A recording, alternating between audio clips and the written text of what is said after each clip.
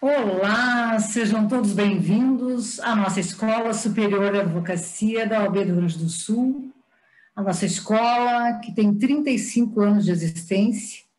Estamos hoje muito felizes por trazer aqui ao conhecimento de todos os interessados e todas as interessadas, esse novo projeto que a escola realizou com nossos grupos de estudos. Grupos esses que nós temos mais de 3.000 inscritos, em parceria com a Comissão do Jovem Advogado. Então, eu sou Rosângela Herzer dos Santos, estou diretora-geral da Escola Superior de Advocacia, conselheira seccional da nossa OAB do Rio Grande do Sul, e com muita alegria, uma satisfação, uma honra receber aqui os convidados dessa webinar, que está sendo coordenada pela nossa moderadora do grupo de estudos que trata de trânsito, que é a doutora Roxane Ponce, né, que hoje aqui está também como mediadora. Quero cumprimentar todos e dar aqui o nosso afetuoso abraço, né, um abraço virtual, né, nessa situação que a gente está aqui, todos nós virtualizados, ao doutor Márcio Dias, né, eu sei aqui que é carioca, diz ele que está frio no Rio de Janeiro, né, estou pagando para ver, mas vamos ver, né, e o doutor Gerry Adriane Dias Rodrigues, né, que a doutora Roxane vai explicar o porquê dele estar aqui hoje, que o flyer diz, mas estamos muito felizes e honrados e principalmente agradecidos com a sua pronta disponibilidade de estar aqui conosco, contribuindo com essa webinar que trata sobre o impacto das alterações da Lei 14.071 no processo administrativo de trânsito. Na verdade, já é uma segunda edição, muito bem conduzida, elaborada, né, pela nossa mediadora, coordenadora do nosso grupo, doutora Roxane Ponce, né, a quem eu rendo nossos agradecimentos, nossos cumprimentos, em seu nome a todos os participantes do grupo de estudos que aqui assistem e a todos os demais, né, porque esse evento não está mais só restrito aos integrantes do grupo, mas assim a todos os interessados.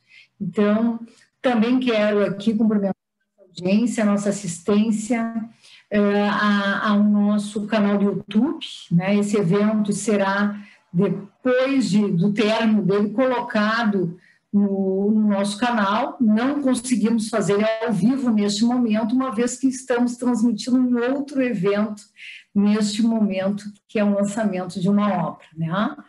Então, comentávamos aqui que estamos no 7º evento hoje aqui, Roxane. 7 eventos acontecendo simultaneamente na nossa escola. Então, isso só demonstra o quanto a gente tem colegas, e pode contar com colegas, que se disponibilizam em contribuir com os seus conhecimentos. E é nesse sentido que aqui eu agradeço também aos nossos colaboradores, agradeço em nome do Guilherme, da TI, da Alexandra, que é quem, né, cuida ali de todos os nossos grupos, todos os nossos moderadores, a Mariana, que é a nossa jornalista que está aqui nos acompanhando, também a doutora Giovana Rez, que está aqui também nesse apoio dessa webinar. Estejam todos cumprimentados e os nossos agradecimentos em nome da nossa escola, dos nossos diretores, dos nossos professores. Desejo um ótimo evento, né, um ótimo debate, ótima reflexão e que todos, a partir desse momento, né, cada vez podermos compreender melhor e acho que afinar, né, informações do que diz respeito aqui ao processo administrativo de trânsito. Passo a palavra à doutora Roxane Ponce, nossa moderadora do grupo de estudos. Boa noite, doutora Rosângela. Mais uma vez, muito obrigada pelo espaço que a Escola Superior de Advocacia tem dado para o grupo de estudos em Direito de Trânsito. Esta é a segunda edição, né, deste evento, tendo em vista que a Lei 14.071 trouxe tantas inovações, né, que a gente precisa efetivamente aí destrinchar essas novidades, especialmente quando a gente está falando aí de processo administrativo de trânsito. Como bem lembrou, né, e salientou aqui a doutora Rosângela, temos uma cara nova aqui hoje, né? Um pouquinho diferente do flyer, mas é importante que se diga que em nada perde de qualidade em relação ao palestrante anterior. Acontece que por esses infortúnios, né, da atualidade, o nosso palestrante, o Dr. Pedro, teve uma complicação e acabou tendo que ser internado por conta da Covid.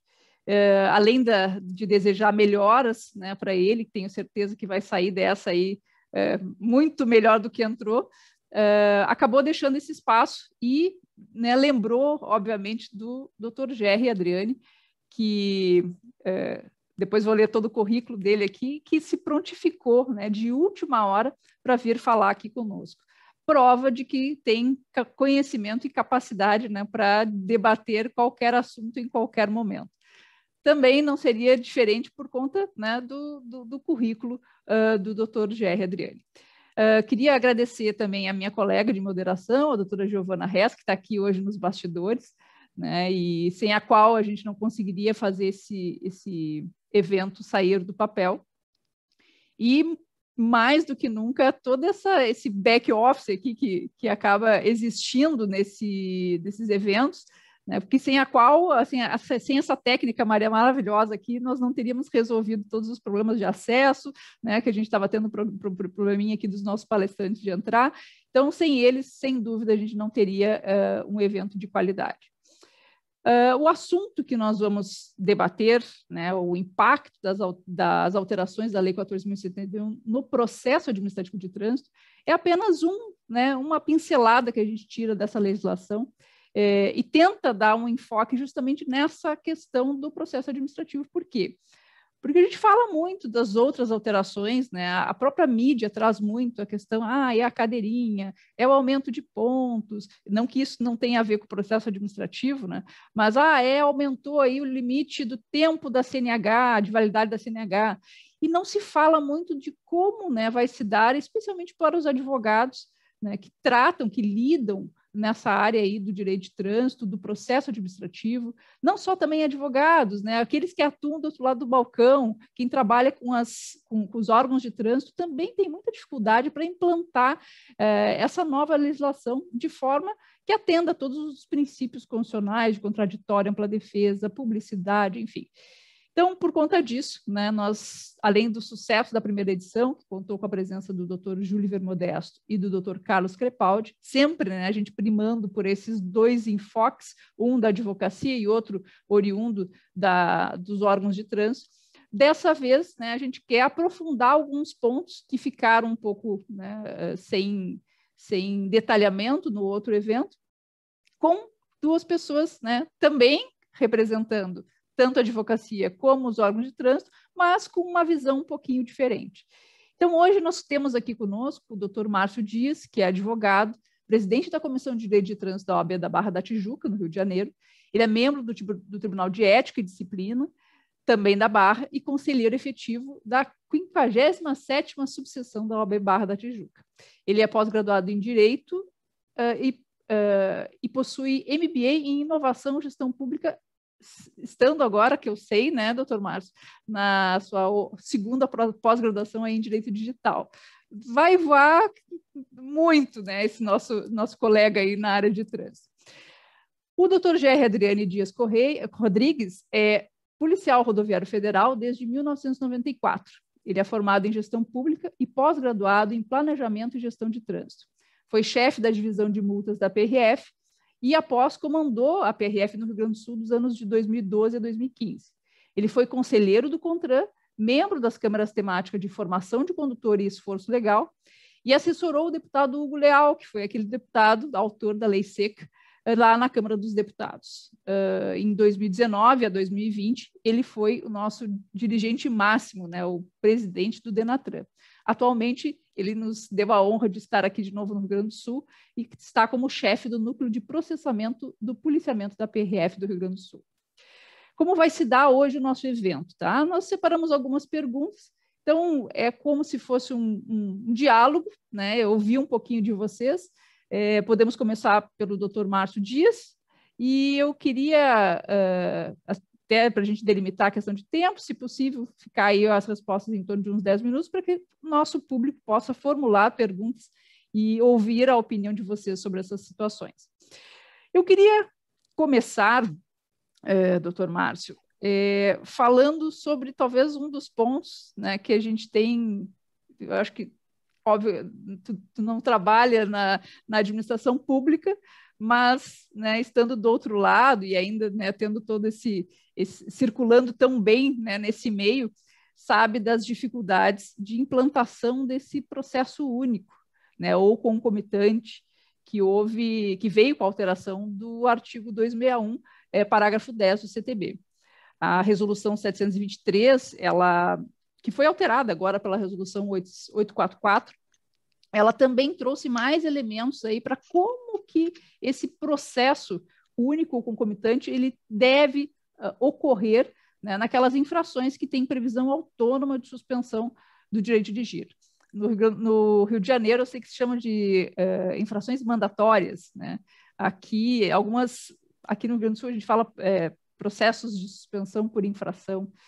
Para aqueles que não sabem ainda, esses processos mudaram, né, a competência para a instauração, passando então agora tanto para os municípios como para os órgãos rodoviários. Então, eu queria ouvir um pouquinho do Dr. Márcio Dias, né, como que ele entende que que deve ocorrer esse processo concomitante. Ele tem que correr em paralelo, vai ser num autos únicos, como vai se dar a contraditória ampla defesa para proprietário, condutor, assim, como é que fica isso na sua cabeça? Como que deveria ocorrer esse procedimento para que atendesse esses requisitos aí de contraditória e ampla defesa, que são tão caros aí para o nosso povo brasileiro?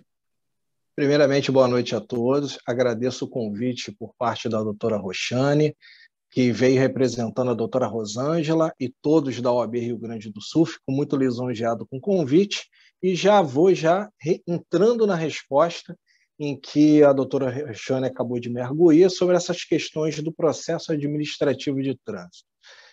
A questão com relação às infrações mandatórias, que se chama aqui no Rio, né, quando prevê a multa e a suspensão da carteira, pelo menos as informações que eu tenho, o Detran não vai ter muita dificuldade aqui no Rio de Janeiro, mas um exemplo, a parte de município nem se habilitaram ainda. Então, já vai ter uma certa dificuldade, vou dar um exemplo, numa infração tipo velocidade acima de 50%, ele vai aplicar a infração e eu não sei, assim, eu aqui de fora, né, não fazendo parte da administração pública, eu não sei como é que vai ser o procedimento do município para aplicar o procedimento da suspensão, porque até o momento eles ainda não se conectaram no Detran para poder resolver essa questão. Isso é um fato que ele já devia ter sido observado e fazer tratativas com o Detran, porque a conexão para esse tipo de caso é com o Detran, não com o Denatran. O Detran se conecta ao Denatran, se não me engano, é o que eu vi aqui no código, e os municípios vão se conectar aos Detrans dos seus estados. Então, isso ainda não está muito resolvido.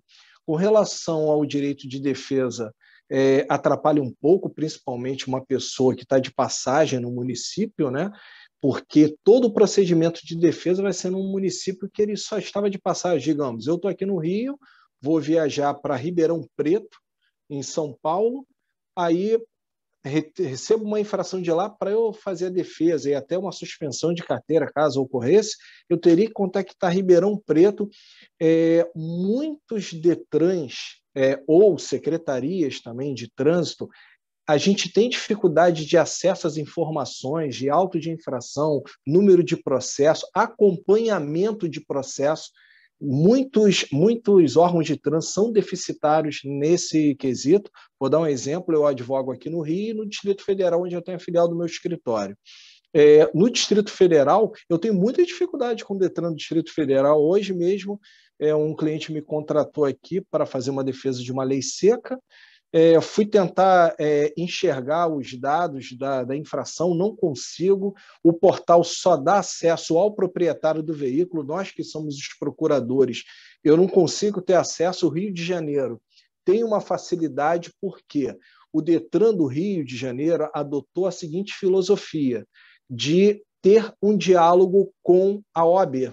E, com isso, facilitou muito as ideias que nós passamos para o DETRAN aqui do Rio de Janeiro. Então, qualquer profissional que tenha que fazer uma defesa, ou o próprio condutor ou proprietário, ele consegue acessar o site do DETRAN, ele consegue pegar o auto de infração pela internet, ele consegue protocolar todos os recursos de forma digital. Quem é advogado consegue protocolar o recurso e pedir para publicar na OAB. Isso já aparece lá o cadastro, já vai o cadastro automaticamente da procuração com os dados da OAB. Além disso, eu consigo, mesmo que eu encaminhe uma defesa pelo correio, depois eu tiro o extrato do auto de infração, vai aparecer o número do processo na qual ele está vinculado e eu fazer, no caso, o acompanhamento. A única coisa que está faltando hoje no DETRAN, que já está em andamento, é o sistema PUSH, que aí, no caso, você cadastra o número do processo, o seu e-mail, e qualquer movimentação que houver no processo vai para o seu e-mail e já faz acompanhamento. E, além disso, a OAB já está em diálogo aqui com o DETRAN, e eu vou até participar dessa reunião, em que vai ter uma reunião do TI, que é o técnico de informação, né? Tecnologia de informação da OAB do Rio, com o DETRAN. E vai ser criado um ambiente para o advogado, em que eu vou pegar todas as documentações, protocolar processo, acompanhar tudo digitalmente, até expedir documentos, pedir AR, vai ser tudo digital, sem o advogado sair do escritório. O que a gente está fazendo aqui em conjunto, nesse trabalho do DETRAN com o advogado, é muito importante, porque facilita nosso trabalho e facilita o trabalho do DETRAN também. Porque se o DETRAN começa a cada decisão publicar na OAB do advogado, já vai facilitar envio de AR, não vai ter que se preocupar tanto, porque o advogado está acompanhando aquele processo. E também retira os condutores do DETRAN e o advogado é que vai estar resolvendo, não só presencialmente, quando necessário, ou digitalmente, porque, às vezes, também nessa plataforma a gente vai conseguir despachar com a Jari e também com o CETRAN. Então, isso é uma evolução muito grande para nós, advogados, e também para os nossos clientes, que nós estamos representando, que facilita muito o trabalho. E voltando à questão do processo administrativo, com relação à resolução do CONTRAN, que permitiu aí o benefício retroativo, que é um dos detalhes mais importantes que temos na resolução, para os processos que estavam em trâmite, que estavam com a defesa, né, que não tinha o trânsito em julgado, e também para... desculpe, Roxane, perdi a linha de raciocínio, perdão. Aqueles que não tinham sido instaurados ainda. E que não tinham sido instaurados, isso mesmo. Então, aqui no Rio de Janeiro, o DETRAN ele fez um processo eletrônico da seguinte forma: ele fez uma varredura no sistema dos processos de suspensão que se encaixavam nas novas regras, e os processos que estavam antes com 20 pontos, digamos, como exemplo, 4 infrações graves, ou não seguia a regra, né, de 2 infrações gravíssimas ou uma infração gravíssima, todos foram cancelados. Então, aqui no meu escritório, 40% dos processos que eu estava apresentando defesa já foram cancelados e 60% permaneceram aqui nos processos de suspensão de carteira. O DETRAN ainda não tive o dado, mas depois eu vou procurar saber quantos processos foram cancelados, mas eu lembro que na última vez que o presidente do DETRAN esteve na OAB Barra, foi o primeiro aqui, já tivemos 4 presidentes do DETRAN. O primeiro esteve lá 2 anos atrás. Então, ele falou que processo de suspensão de 20 pontos, ele tinha 2 milhões de processos instaurados há 2 anos atrás. E processos a partir de 40 pontos, ele só tinha 100 mil. Então, a diferença era bem grande. Ele, como gestor, ele preferia muito mais ter os 40 pontos que ficaria melhor para administrar, porque o grande volume de recursos no DETRAN está ocorrendo aqui prescrição intercorrente em vários processos. Então, assim, eu já anulei lei seca aqui, uma atrás da outra na Justiça, por causa da prescrição intercorrente, devido ao grande volume. Então, nosso trabalho, a gente trabalha dentro da legalidade. Então, a gente vê se houve uma prescrição, se houve um erro do DETRAN, a gente entra na justiça para tentar reverter, e também o Detran oferece, além disso, para que a gente não vá para a justiça, uma coisa chamada revisão de ato. O que é a revisão de ato? Você entra digitalmente, você perdeu o prazo, mas houve um erro que, digamos, você não foi notificado, não tem AR, não tem esse comprovante da notificação, então normalmente a gente vai para a justiça para pedir a nulidade de todos os atos jurídicos e voltar ao nosso prazo de defesa. O judiciário é bem pacificado com relação a isso, porque aqui no entendimento do Tribunal de Justiça do Estado do Rio de Janeiro, é que a notificação ela tem que ser comprovada pelo menos com o envio das ARs. A publicação no edital não supre o envio das ARs. Se ele não comprovar, pelo menos que tiver o comprovante da tentativa dos envios, só o edital não supre. Então, com isso, se por acaso não tiver o AR, a gente entra na justiça e pede para declarar a nulidade de todos os atos jurídicos até voltar ao nosso prazo de defesa. E o TJ, boa parte da jurisprudência, inclina para esse lado e anula os atos jurídicos. Então, isso eu estou dando um exemplo que é uma forma que o Detran fez de fazer a revisão de ato, porque ao invés de ir para a justiça, eu entro com a revisão de ato, faço meus fundamentos, peço a devolução da defesa, evita entrar na justiça, procurador do Estado apresentar a defesa, movimentar judiciário, juiz. Então, com isso, ele começou a filtrar isso. É mais dinâmico para a gente, que é advogado, para a gente fazer isso, e também para o Detran, que diminui os custos e tempo. Então, isso são meios que o Detran está oferecendo para melhorar a prestação.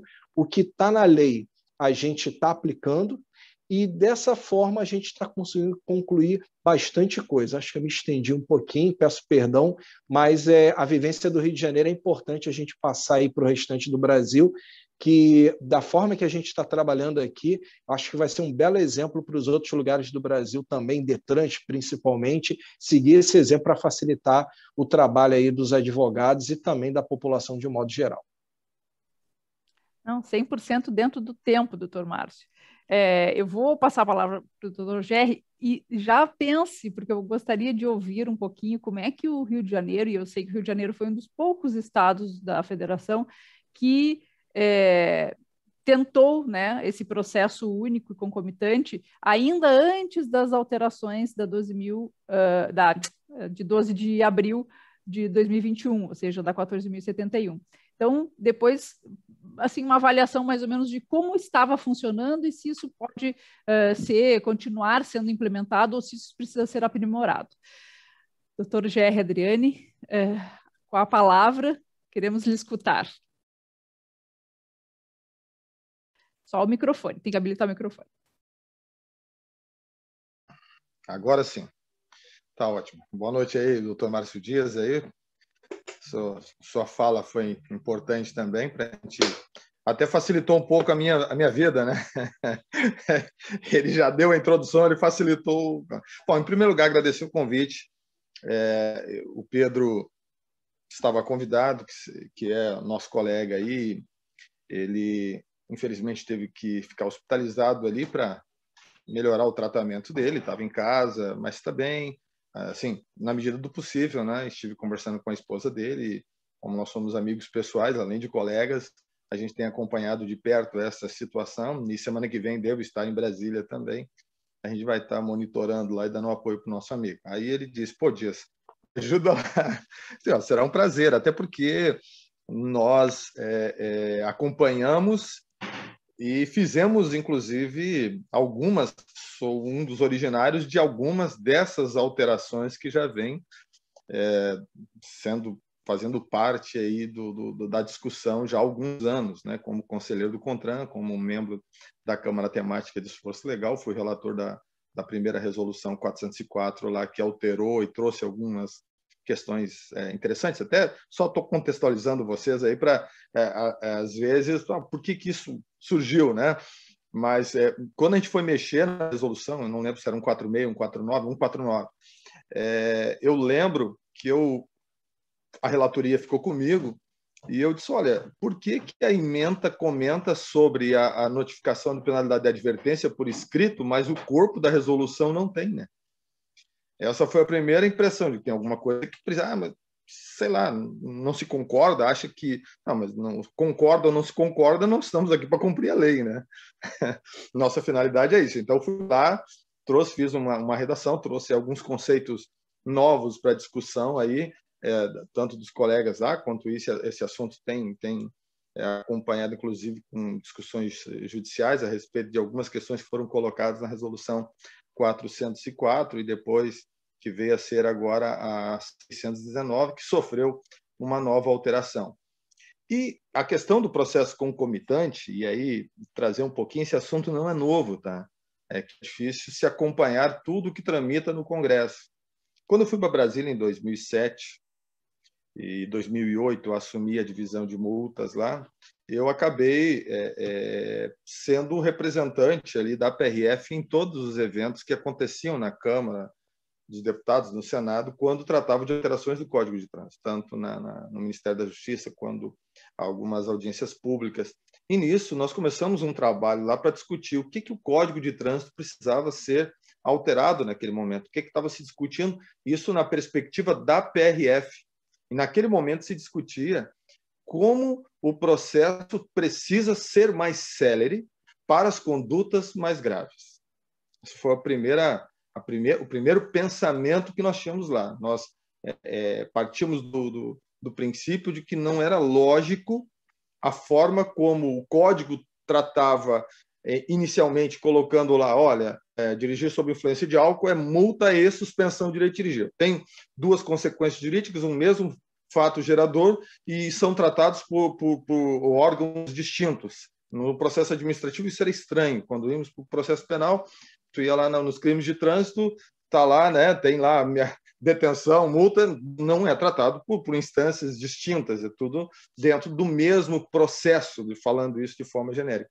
Então essa discussão começou e esse assunto foi parar em um projeto de lei 2872 de 2008, um projeto gigantesco que acabou aumentando e muito. Surgiu um outro projeto logo em seguida, a gente acompanhou as discussões naquele momento, e havia controvérsia. Como colocar em prática isso? Como respeitar o direito de defesa do cidadão?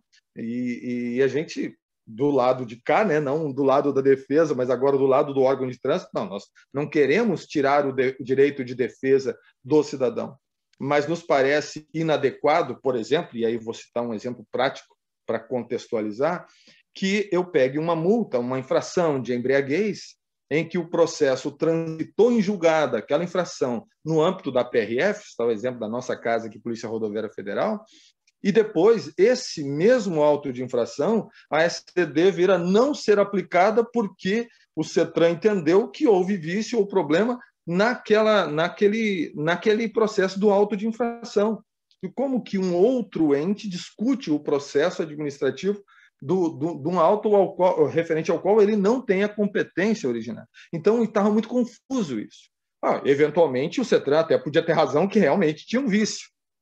E a doutor Márcio Dias comentou, né, sobre aquele dever de revisão, falou sobre uma revisão administrativa do ato, lá, se não me engano. E nós temos a previsão legal do poder-dever de revisão do ato na Lei 9784, e temos também, já simulado pelo STF, né, o poder e dever de revisão. Então, na Polícia Rodoviária Federal, nós levamos isso muito, muito a sério, né, e essa preocupação estava durante a tramitação do projeto. Acabou que aquele projeto morreu e esse assunto veio novamente em 2016, dentro do escopo de uma medida provisória, veio a Lei 13.281 e trouxe o parágrafo 10 do artigo 261. E dentro desse parágrafo, trouxe o processo concomitante. Só que, naquele momento, não se mexeu nas competências dos órgãos de trânsito, lá, artigo 20, 21, 22. Então, por consequência disso, a resolução 619 depois vai ser alterada, vai ser feita a resolução 619 e a 723 vai se inserir lá um dispositivo que diz que o processo só será concomitante se a infração for de competência do DETRAN. Então, alguns DETRANs, não sei se é o caso do Rio de Janeiro ou aqui no Rio Grande do Sul, começaram a colocar em prática o processo concomitante, né? Então, mas só para essas infrações. Posteriormente, então, vem a Lei 14.071, e que eu estive aqui no Rio Grande do Sul enquanto diretor do Denatran, num evento, a doutora se lembra, e ali a gente expôs as diversas alterações que estavam sendo discutidas naquele momento, que vieram a se tornar a Lei 14.071, e dentro dela estava agora o ajuste desse dispositivo combinado com as alterações do artigo 20, 21, 22, 24, inserindo lá a previsão da competência da suspensão de direito de dirigir por infração para os órgãos de trânsito, que aplicavam a penalidade de multa também, ficando ao Detran exclusivamente a da pontuação e também a suspensão por infração, né? No caso aí a mandatória, né? A por infração, quando fosse uma infração de competência dele, que houvesse a previsão da suspensão do direito de dirigir. Então, essa era a lógica que foi discutida. Aí, dentro disso, dentro dessa peleia toda que foi ao longo desses anos todos, até chegar nesse momento, nós temos uma dificuldade, que é como tornar isso real, né, tanto para o cidadão quanto para os órgãos de trânsito. Por quê? Veja que a grande dificuldade, a grande discussão, inclusive, vocês, advogados, aí têm trabalhado muito isso em relação ao direito de ampla defesa e contraditório, em notificação do condutor, notificação do proprietário, em que momento cada um deve ser notificado. Então, dentro dessa discussão, acredito que essa modificação trazida pela lei vai acabar ajudando a resolver essa discussão, porque nós partimos da premissa, e aí a regulamentação ainda não tratou especificamente disso mais detalhadamente, a alteração que veio das 619 e das 623 foram básicas. Eu acredito que o processo administrativo como um todo vai ter que ser rediscutido, e ao que parece, o Pedro é o relator lá na Câmara Temática de Esforço Legal, deve haver uma resolução só tratando do processo administrativo, o que vai incluir multa NIC, o que vai incluir suspensão de direito de dirigir, cassação, o processo do auto de infração, e ao juntar tudo isso, certamente algumas questões que, de alguma forma ou de outra, é tratada aqui de um jeito, de lá de outro, isso vai juntar tudo. E aí vem a notificação de ambos. Então, se eu tenho uma infração de embriaguez, por exemplo, né, em que o proprietário tem o dever de pagar a multa, ainda que possa cobrar do condutor, e vai sofrer a consequência por entregar a direção depois, né, pode ter outras consequências jurídicas, o condutor tem a consequência da suspensão do direito de dirigir, é lógico, na minha mente, que ambos devem ser notificados. Né? Ambos devem ser notificados. E essa notificação de ambos, a gente olha isso de uma forma um pouco mais simples do ponto de vista da análise do processo administrativo. Aí, olhando agora como eu participei de análise de defesa, participei de análise de recursos de infração, então já participei de julgamento administrativo ali de processo, e eu entendo que ali não vai haver tanta diferença quanto necessidade de controle, já que a gente tem uma legitimidade ainda discutida, mas eu entendo que a gente tem uma legitimidade de ambos, já que, mesmo que o condutor é o que vai sofrer a punição da suspensão do direito de dirigir, a responsabilidade direta pela vinculação da cobrança da multa na placa é do proprietário, e ele é o devedor principal ali, não tem como afastá-lo da discussão do processo. Então, ele é legítimo. Sendo legítimo, em princípio, eu entendo que ambos devem ser notificados, iniciando ali o processo. Mas como que vai iniciar a suspensão de direito de dirigir se o auto de infração ainda não foi julgado? Ora, mas eu não vejo grandes problemas em relação a isso, já que eu estou tratando do único fato gerador, um único tipo infracional. Então, não vejo dificuldade alguma nisso. E eu entendo que o legislador quis que fosse assim inicialmente, mas o texto legal não saiu com essa precisão, tanto que a gente tem uma série de dificuldades quando a gente vai ler o código. A gente tem lá, por exemplo, jurisdição, ainda sendo mencionado com o sinônimo de circunscrição. A gente tem lá, por exemplo, a remoção do veículo ao depósito, mas a expressão remoção também pode ser tirar de um lugar e levar para outro, mas quando o código vai definir remoção, ele define como somente ao depósito. Quando, por exemplo, um cara cidadão lá estacionado num lugar proibido, e ele estiver ao volante, não tem lógica de eu pegar uma definição do código como a remoção ao depósito, já que a medida administrativa é a remoção, peço para ele descer do veículo e levar o veículo até o depósito. Então, o código ele precisa de ajustes para que haja uma coerência entre uma ideia inicial ou outra e o que inicial com aquilo que se acabou acontecendo com o texto aprovado. E aí vem os vetos, vem aquelas alterações que são feitas lá durante a votação no plenário. Isso gera uma série de dificuldades, às vezes. Tem a questão do veto. Às vezes um veto lá, ele gera uma consequência complexa, porque posso ficar com um artigo, como é o caso 285, fazendo referência ao 283, que é um artigo vetado. Né? Então, a gente tem questões, por exemplo, depois que um projeto de lei aprovado na Câmara, por exemplo, se iniciou na Câmara, aprovado na Câmara, foi para o Senado, quando volta de lá, a Câmara não pode mais discutir o texto aprovado na Câmara, não vai rediscutir isso, e só pode discutir as eventuais alterações do Senado. Aliás, só volta para a Câmara se o Senado alterar algum texto que foi aprovado pela Câmara. E ali só se discute novamente as emendas do Senado. E vice-versa, né? Se o projeto nasceu no Senado, vem para a Câmara e da Câmara vai para o Senado novamente. E aí, às vezes, tem uma dificuldade, porque como se aprova um texto agora, em que, se aprovar daquela forma que vem na emenda, vai criar dificuldade com a aplicação de outro dispositivo. Então, algumas dificuldades ainda na tramitação do processo, e é o exemplo da SDD, porque se você pega a alteração de 2016, não houve alteração lá dos artigos 20, que, de repente, o relator não vou mexer nesse assunto agora, aqui já serve aquela primeira impressão, de repente a Câmara Temática e o CONTRAN lá entendem que não, eu preciso também alterar os outros dispositivos. E aí, já não querendo me estender aí dentro do horário, e você me alerta aí, né?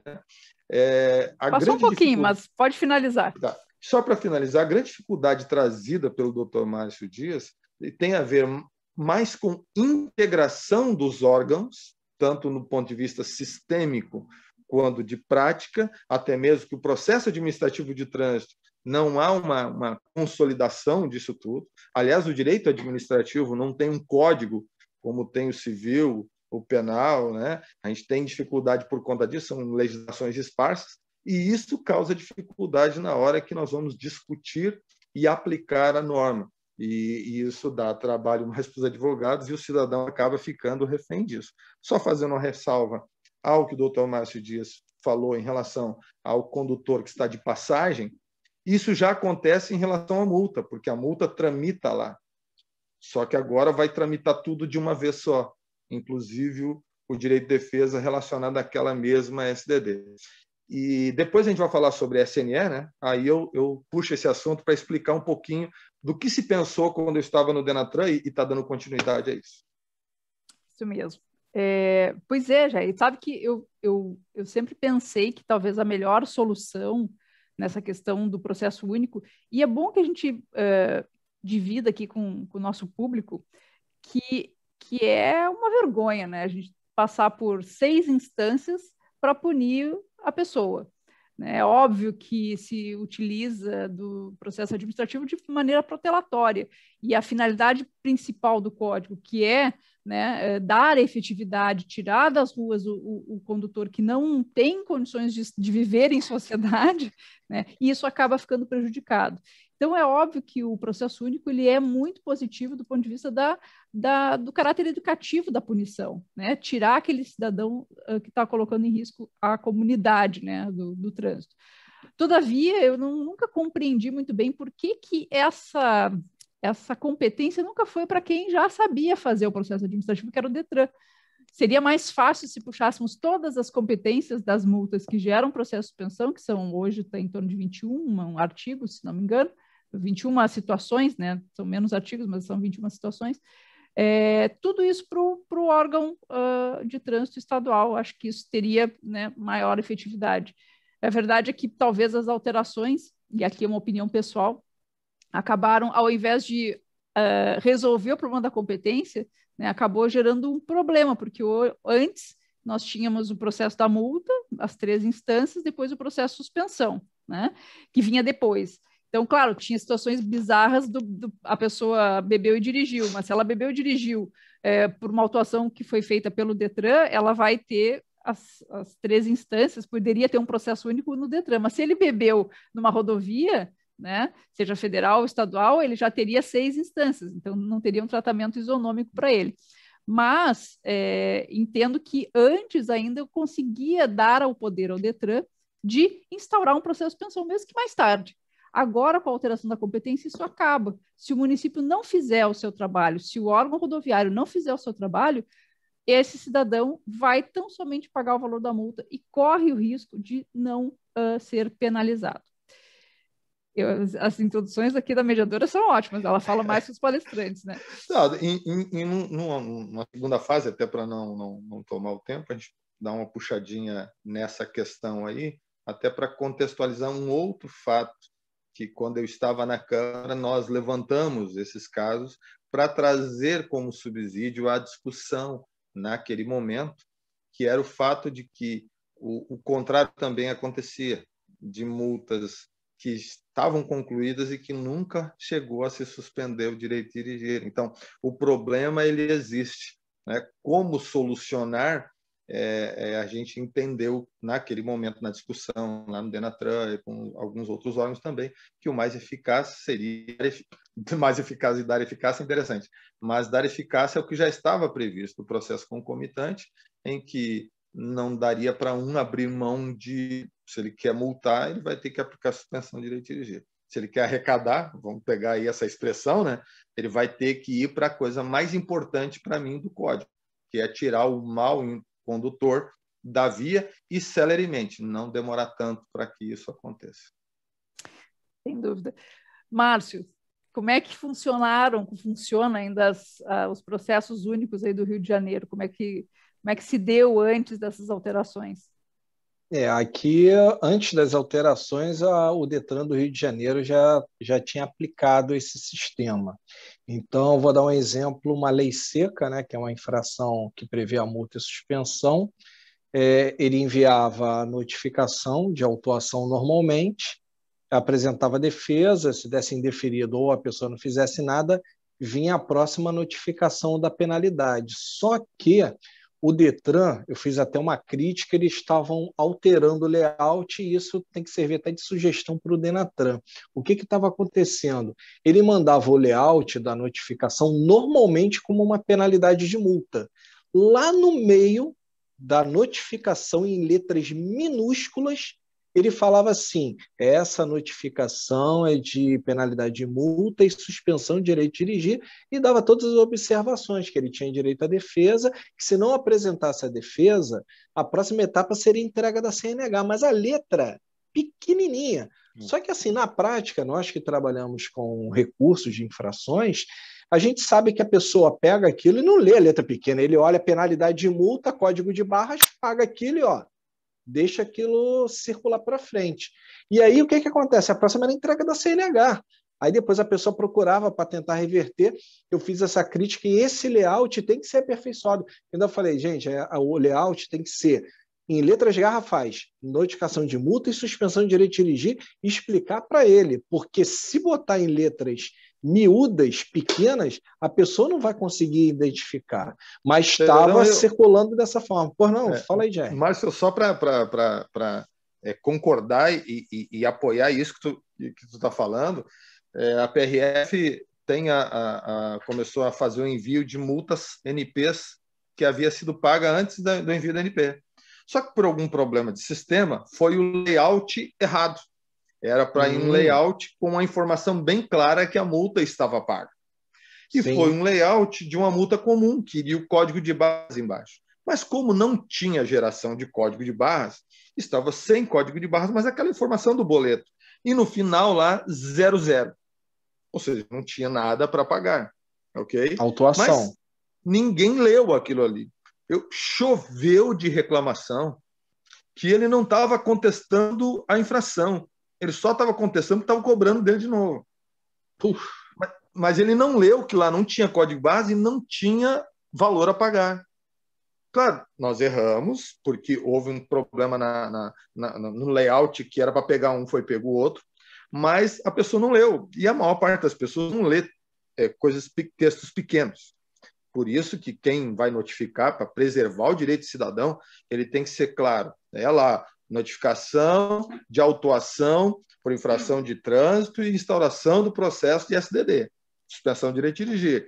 E lá a aplicação da penalidade é a mesma coisa. E a informação clara de que, ao final daquele... Tanto que isso, inclusive, é um dos assuntos que está sendo debatido para que fique claro na resolução a obrigação de que essas informações têm que estar claras no documento, na notificação, porque às vezes o cidadão acha que não vai dar nada, né? E as pessoas não têm não estão acompanhando como a gente que está no dia a dia trabalhando isso. A pessoa está lá trabalhando, ela não tinha intenção de perder a carteira. Por isso que eu entendo que o Denatran ele tem que fazer esse layout padronizado para todo o Brasil, porque senão imagina com as regras da suspensão e da infração para cada município e para cada Detran, cada um fazer um layout diferente. Um vai interpretar que o dele está correto. Então, fazendo uma padronização no Brasil, fica melhor em sistemas de letras garrafais, que a pessoa seja bem claro que ele está recebendo uma autuação e depois vai vir processo da multa e da suspensão juntos. Tem que estar claro. Entendeu? Já vai ficar anotada essa sugestão, vou levar para o Pedro, que é o relator da matéria na Câmara Temática de Esforço Legal, que vai subsidiar o CONTRAN, para que esse aspecto fique claro lá na resolução que vai substituir todas essas aí, consolidando todo o processo administrativo. Concordo plenamente contigo e está anotada essa sugestão já. Não, perfeito, porque isso vai facilitar muito, não só nós advogados, a gente sabe, mas o cidadão comum, me desculpe, a pessoa não vai pegar aquilo, vai ficar lendo. Normalmente eu vejo aqui, quando chega um cliente aqui, eu só, doutor, correria do dia a dia, vi lá código de barras, paguei, pum, está resolvido. Aí a próxima é a suspensão do direito de dirigir. Então vinha uma notificação escrita. Suspensão, processo tendente, processo de suspensão. Ele sabia que estava... Aí sim que ele ia procurar uma defesa para resolver a vida dele. Normalmente na multa, a maioria pagava e esperava vir o processo de suspensão. Agora, se for desenvolvido um layout pelo Denatran, que todos os órgãos têm que aderir, já vai vir lá bem grande para ele, notificação de penalidade de multa e suspensão de direito de dirigir. Ele já vai saber que vai perder a carteira se ele não apresentar defesa e tudo direitinho. Aí sim, aí tudo vai circular da mesma maneira. Mas estava assim, Roxane, aqui no Rio de Janeiro já estava funcionando dessa forma, está funcionando, mas ainda com as letrinhas pequenas aqui, e eu tenho criticado bastante aqui o Detran, apesar de ter um bom diálogo com o órgão, mas às vezes as críticas são construtivas para poder engrandecer aí o órgão a melhorar a prestação de serviço. Não, com certeza, Márcio. Uma coisa só que eu fiquei em dúvida, essa notificação de imposição de penalidade de multa que vinha com o boleto, ela também impunha a penalidade de suspensão. Então, depois disso aí, já vinha a carta para entregar a carteira. É isso? Perfeito. Sem prazo mais nenhum. Perfeito. Sem prazo mais nenhum. Apesar que eu não peguei nenhum cliente com esse problema. Vieram clientes aqui na fase da Jari. E eles não tinham, eles queriam recorrer da multa. Só que eu falei, aqui já tem a suspensão, eles nem sabiam, quase choraram aqui, o doutor está me salvando. Porque eles não sabiam. Quando ele falou, você leu as letrinhas pequenas no meio? Aí ele falou, não li. Aí mandei a foto e vi, caramba, aí que eu fiz, mas não peguei ninguém assim, a próxima foi entrega da CNH, ainda não peguei. E olha, só isso por si só já é uma situação bem complicada. Então, eu queria colocar um temperinho agora nessa discussão, que se chama SNE, né, que a partir agora da 14.071 se tornou obrigatório para todos os órgãos de trânsito a adesão. E um dos problemas do SNE, na minha opinião, e não sei se é da opinião aqui dos nossos palestrantes também, especialmente quando o proprietário, né, que está ali, fez a adesão e tem a intenção de pagar menos, porque ele é o responsável pelo pagamento pecuniário, né, a multa pecuniária, então ele desiste, né, de todos os recursos, enfim, ele aceita aquela penalidade, ele concorda com aquela penalidade, só que pode ser uma penalidade, por exemplo, de suspensão, que tem a previsão de suspensão de dirigir. Como que esse SNE, tá, que já devia antes ter essas discussões, imagino que o GR já deviam ter discutido isso lá no CONTRAN, como que vai se dar esse abrir mão, né, do valor pecuniário, dos recursos para a multa, em relação ao condutor, quando houver uma diferença entre condutor e proprietário, né? Quem que vai ter a última palavra? É o proprietário? É o condutor? Aí vai o condutor dizendo assim, não, proprietário, olha só, você não abre mão dos meus recursos, porque eu quero fazer eles, quero exercer meu direito de defesa. Como é que vai se dar esse problema aí que foi criado justamente pela questão do SNE? Eu vou começar pelo GR e depois a gente passa a palavra para o Márcio. Tá bom. Só também contextualizar um pouquinho, Roxane. Desculpa aí, Roxane, chamar de Roxane, tá? O que acontece? Quando o SNE surgiu, tá? Ele surgiu como uma inovação, mas eu lembro ainda que a gente, quando conversou lá na CETEL, eu estava lá na CETEL, eu disse, olha, esse assunto do SNE deveria ter vindo para cá, porque aqui a gente teria discutido todas as consequências, né, do processo administrativo em relação a ele. E ele não tramitou lá. Ou se tramitou, não foi no meu tempo. Mas a gente discutia, precisamos revisar isso. Exatamente, essa sua questão era uma das que estavam ali na mesa. Até porque a lei, ela diz, olha, se abrir mão do direito de defesa, 40%. Né? Agora, se tem duas pessoas envolvidas ali, né? Se o proprietário é o mesmo condutor, isso está fácil de ser resolvido. Agora, se são pessoas diferentes, de fato, esse é um problema que vai acontecer. Eu estive conversando com o Pedro a respeito. Eu acredito que esse vai ser um assunto discutido na reunião lá, porque o SNE vai estar junto, tudo dentro do mesmo processo. E como a gente começou a tratar isso, e já para contextualizar, nós, quando chegamos lá no Denatran, nós tínhamos o SNE, nós tínhamos a CNH eletrônica e nós tínhamos o CRLV eletrônico.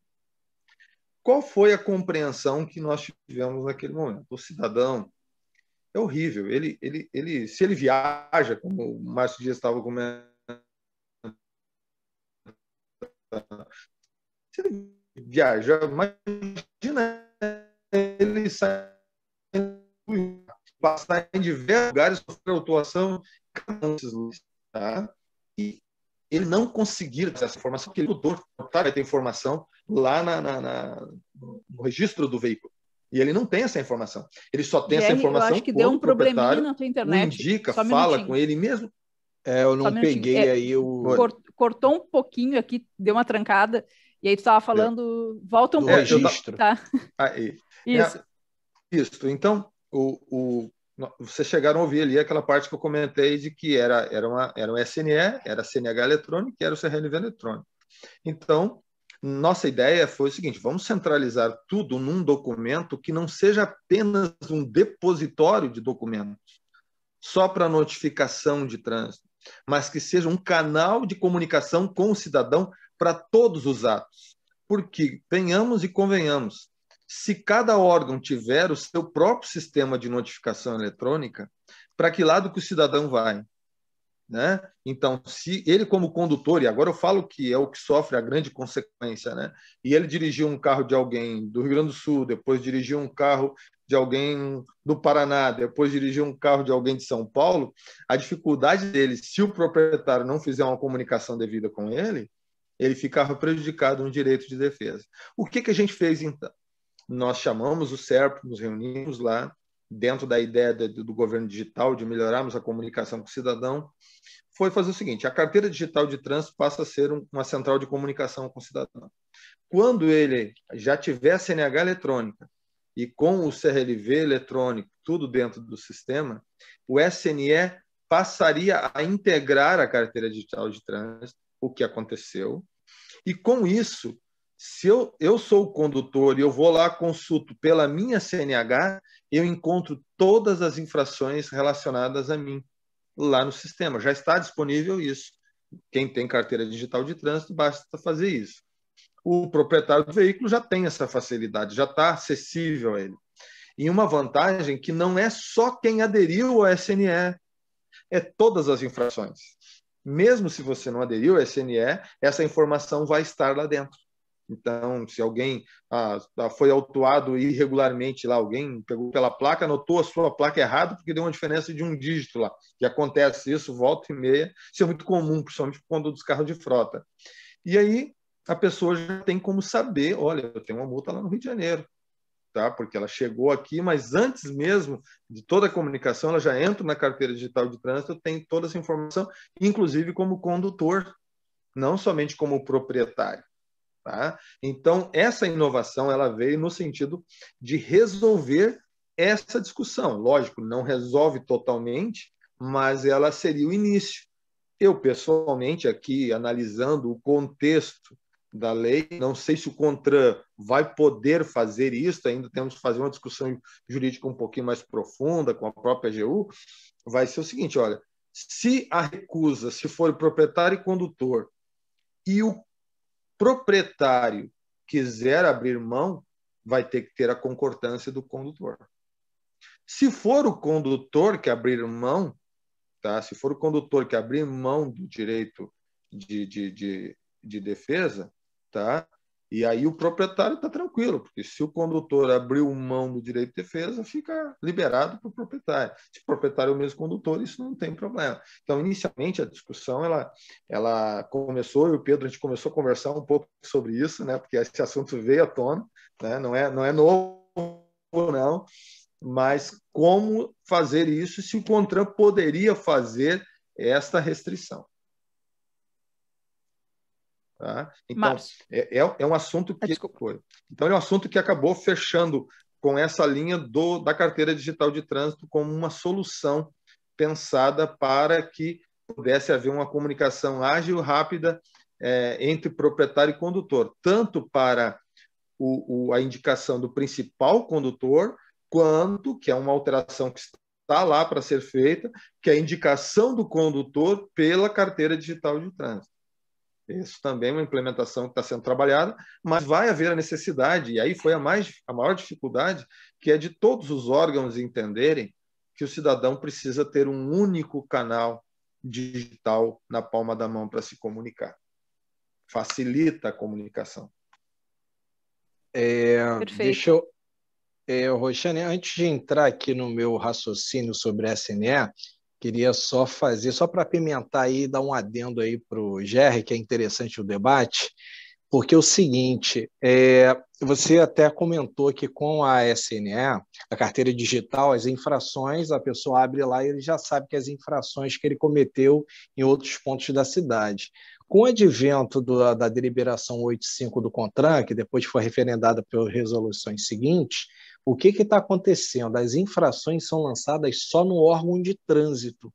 E aí, com isso, as infrações que eles não notificaram ainda não aparecem no prontuário da CNH do condutor.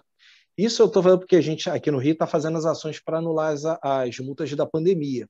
Então, assim, eu tenho clientes aqui que tinha 33 infrações no período da pandemia.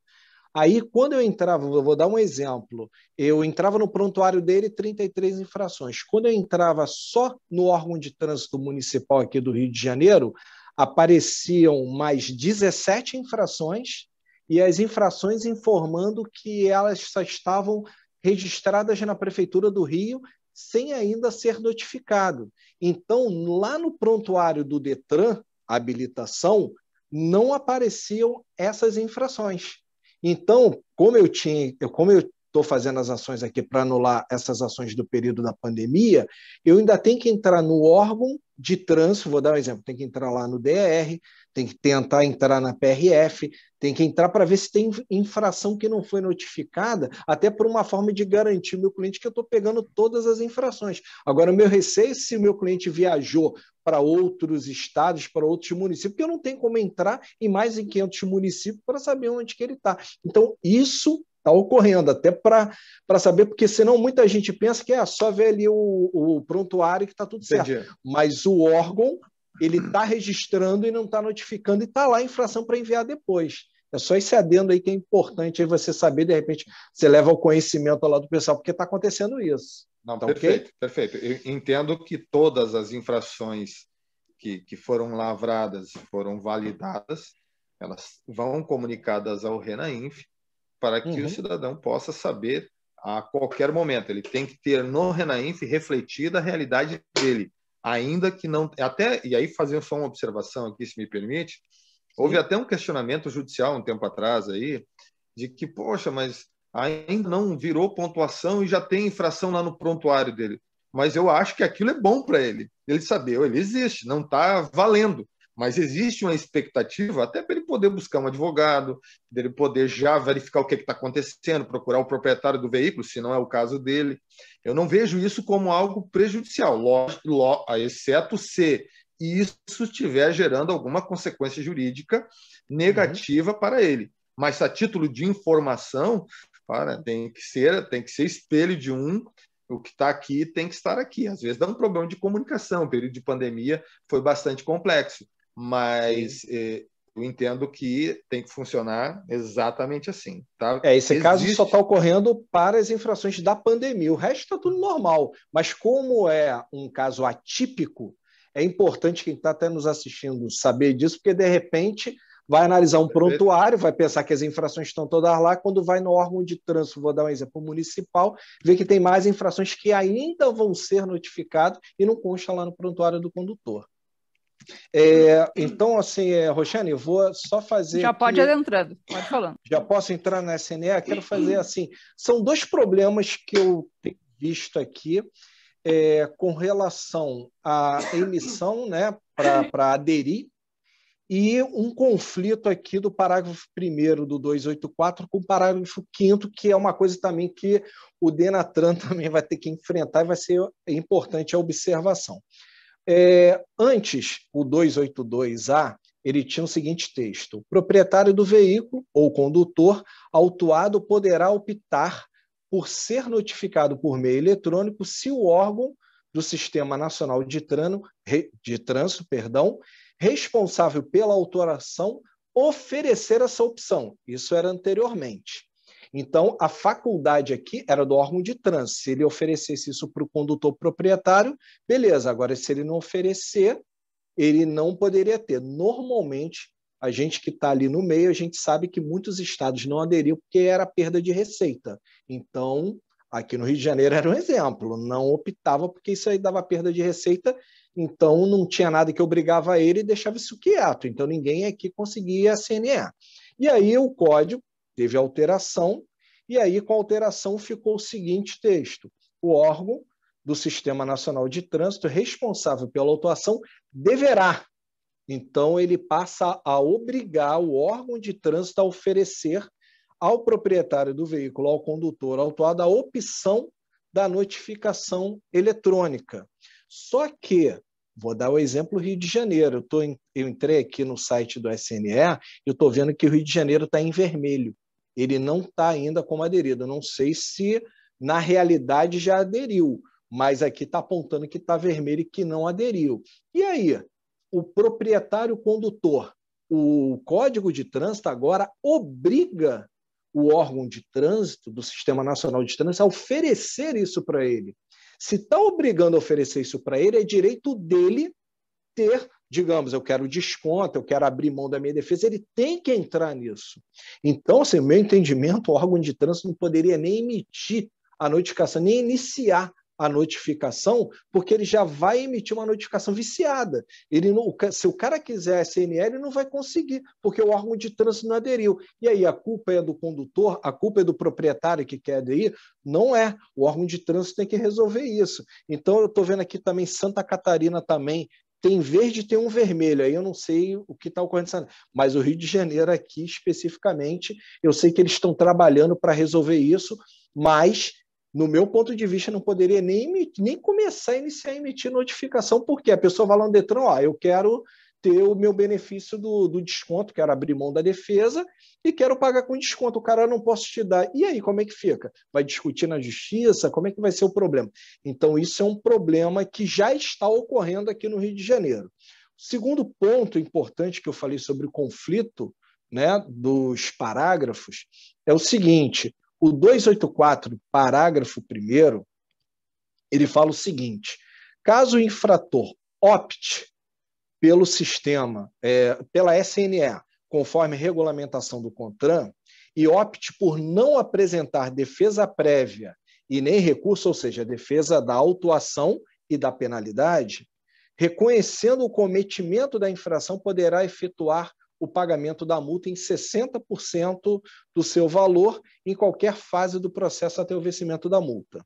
E aí, o parágrafo 5º, ele fala: a SNE, né, referido no parágrafo 1º, deve disponibilizar na mesma plataforma o campo destinado à apresentação de defesa prévia e de recurso quando o condutor não reconhecer o cometimento da infração na forma regulamentada. Então, o que estão dizendo os dois artigos? Vou dar um exemplo de uma lei seca, ok? Aqui a gente fala infração mandatória, mas é uma multa que prevê multa e suspensão de direito de dirigir. Quando o parágrafo 1º ele fala que ele vai, não reconhecendo a infração, né? Ele opte por não apresentar defesa prévia nem recurso, que ele está abrindo mão, ali não está clara que ele está abrindo mão só da infração. Aí como que os órgãos vão entender? Da multa e da suspensão, olha, agora você não vai ter mais defesa nenhuma, porque você está pagando com desconto de 60% do valor, e aqui ele fala: caso opte por não apresentar defesa prévia e nem recurso. E aí, como é que vai ser a interpretação? Vai ser para multa e para suspensão ou só para multa?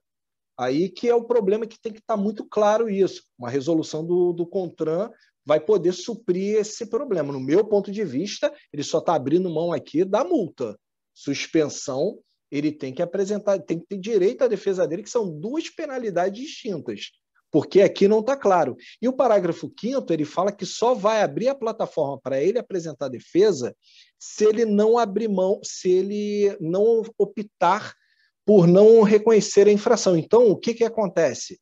Eu quero abrir mão da multa, eu quero pagar 60% do valor, mas quero me defender no processo de suspensão. E aí, a plataforma vai abrir chance para ele se defender? Essa que é a pergunta. Como é que vai ser o entendimento aí dos órgãos de trânsito nessa interpretação numa infração que prevê multa e suspensão de direito de dirigir?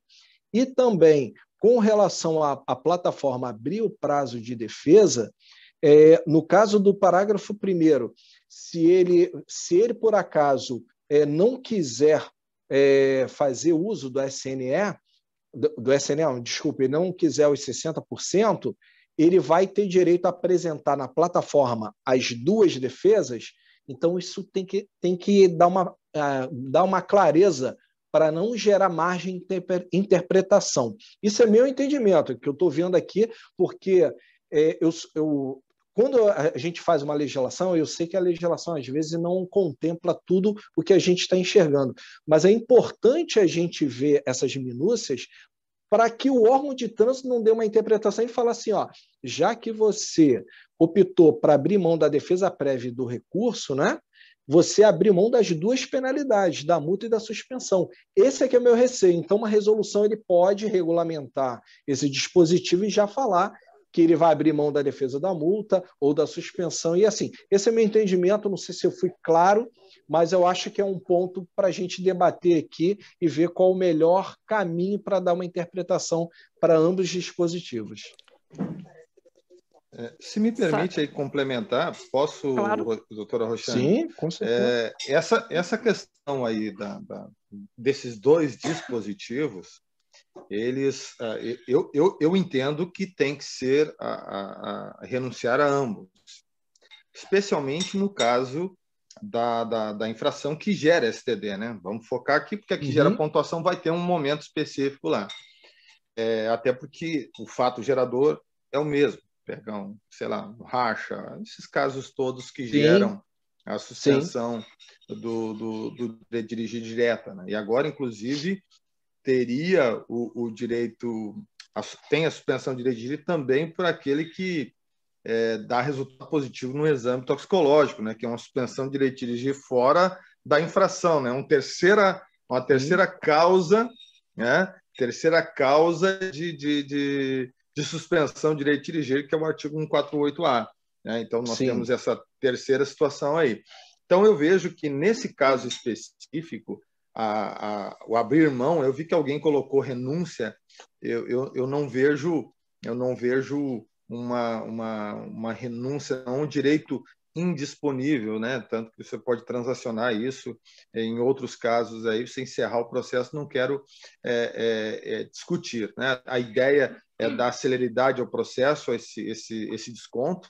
Ele surgiu lá atrás, eu ainda estava na Câmara quando a gente discutiu isso, uma forma de facilitar a vida do cidadão, aquele que não quisesse discutir o processo e não tivesse que pagar da mesma forma como quem vai discutir. Então, esse foi uma ideia espelhada em outros países que usam esse mesmo expediente, mas somente para aquele que não queira realmente, de fato, ele diga, eu não vou recorrer. Até havia uma discussão se ele, considerando o direito de ampla defesa, né, se ele acabar, não, eu agora eu vou entrar com a defesa. Não, tudo bem, mas tu vai pagar os outros 20% que tu ganhou, né? Então, esse assunto ainda não foi discutido a pleno, porque é algo ainda novo. Veja que o doutor Márcio Dias comentou sobre a questão de que tem estados que ainda não estão fazendo.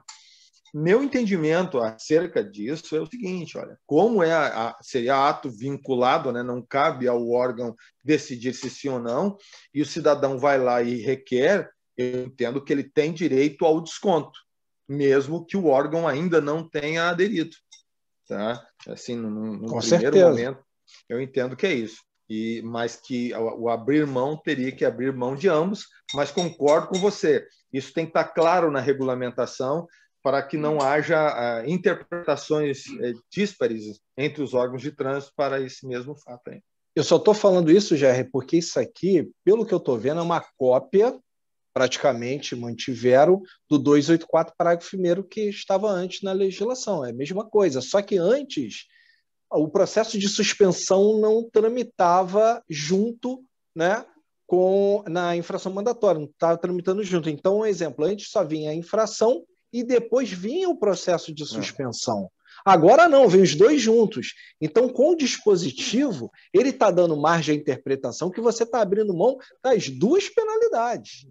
Então, isso que a regulamentação vai ter que, eu acredito que a resolução, nesse caso, vai suprir essa discussão, vai atender e trazer a resposta que a gente quer. Né? Vai ter que regulamentar para poder dar essa interpretação.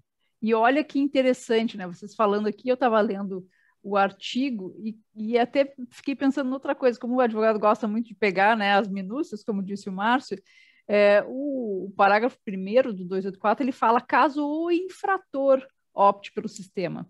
O infrator ainda que é uma palavra ampla, né? Mas ela ainda dá para a gente entender que o infrator é o condutor, quem dirigiu, porque o proprietário ele pode não estar praticando infração alguma. E aí depois, lá no parágrafo 5º, né, que ele fala o sistema de notificação eletrônica e tal, destinado à apresentação de defesa prévia de recurso quando o condutor não reconhecer. Olha que interessante, daqui a pouco a lei pura e simples, não fazendo uma interpretação ampla, ele está dizendo o seguinte, o único que pode abrir mão aqui é o condutor, o infrator, e não o proprietário. Então, daqui a pouco, a regulamentação vai dizer o seguinte, proprietário, se você quiser pagar menos, pede autorização para o condutor, pede autorização para o infrator, caso contrário, o senhor não vai poder fazer isso, porque a lei não está lhe permitindo.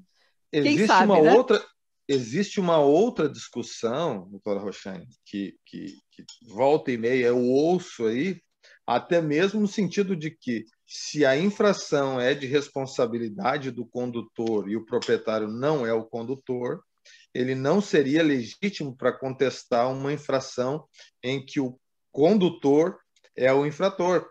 Tá? Eu, como já falei anteriormente, entendo que ele é legítimo, sim, mas existe esse posicionamento e sempre, em algum momento, em alguma roda de conversa, quando se trata de discussão de quem tem legitimidade para interpor recurso, para discutir a resolução acho que é a 299, que vai entrar na nova resolução depois, junto com todo o processo administrativo, esse assunto certamente vai acabar vindo à tona. Mas a multa fica vinculada à placa do veículo, ao proprietário. Então, ele tem interesse em se defender, porque é ele que vai ser responsável pelo pagamento, né? Independente de ter cometido a infração ou não, né? Sem dúvida, concordo. Para a gente poder vencer o nosso conteúdo, tem um né? tempo aí. Queria adentrar aqui num ponto polêmico, muita gente já fez perguntas aqui, depois ao final eu vou fazer as perguntas que ainda não foram respondidas. E esse ponto diz respeito a esses prazos, né, que foram dados à administração pública para que ela julgue as defesas, né, e imponha a penalidade nos casos também que não houver defesa. Porque em muitas situações existiam órgãos de trânsito que cumpriam os 30 dias para a expedição da notificação da autuação, mas, né, enviavam aquelas notificações de penalidade de quase 1 ano, 2 anos depois.